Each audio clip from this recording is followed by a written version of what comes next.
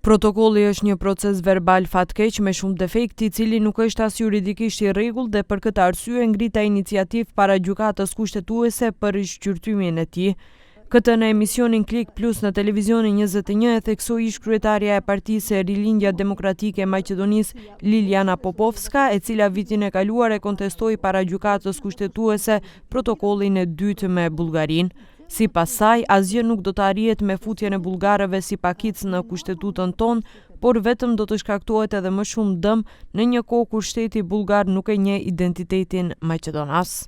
Протоколот е за мене главен блокатор за почеток на евроинтеграцијата и за незино нормално одвивање и завршување.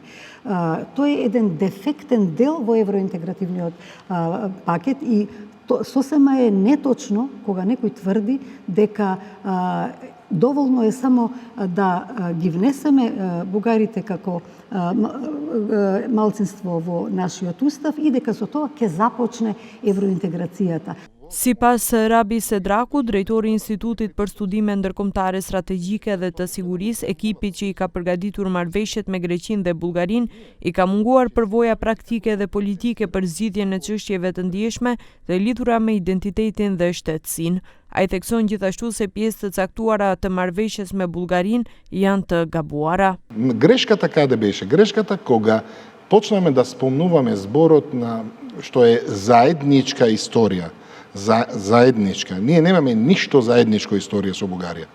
И сега, ова во договорот што го направиле во 17-та, не се сеќавам точниот датум, каде пишуваше заедничка историја. Заедничка историја со Бугарија нема.